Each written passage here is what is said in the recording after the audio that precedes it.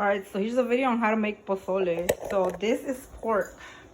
I'm boiling the pork in there and I threw some bones in so it gives it some bone flavor. I'm also boiling the chiles. I got chile ancho and chile guajillo. I also have some chile árbol in there. You're gonna need some chicken broth. You're gonna need an onion and some garlic as well. You're gonna need some bay leaves to throw in with the pork, as you can see.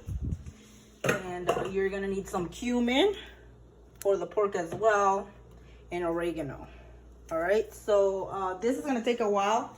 So once the chili comes to a boil, I'll come back. The pork meat is just gonna sit there for a while until it's completely cooked. So I would give it at least an hour. Oh, and I almost forgot to tell you guys, you need some hominy to throw in there. So I've cut it open and washed it and drained it.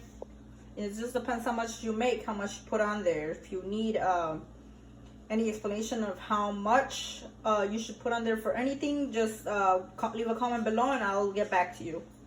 Okay, so now the chilies have actually boiled. I have put them in the blender with some of the water that I boiled them in, as well as some of the chicken stock. I also have some garlic in there and a little bit of onion. I threw some cumin in there, and I'm gonna go ahead and blend it. I've also boiled the pork for a while. I've cleaned out most of the fat, and I'm just gonna put more water in there and reboil it with some onion, some garlic, and some bay leaves. All right, so I boiled the pork twice. So this is the second time the pork is gonna boil now. I changed the water so I can get rid of all the foam and that nastiness I don't like, especially when cooking pork. I'm gonna go ahead and let this boil. I've added, of course, the pork, more new water, onions, garlic, 2 bay leaves, some salt, and then I'm gonna add some chicken bouillon. I'll be back when this is boiling. So now I have actually blended in all the chiles. I'm gonna wait for this to settle so I can use just the lightest part of it, since I don't have a strainer. The lightest part of the sauce. Hopefully all of the little pieces of ground up chiles go to the bottom. The pork is boiling again.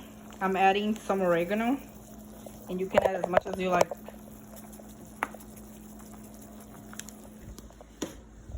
Then I'm gonna go ahead and add the sauce, which I try to strain by hand.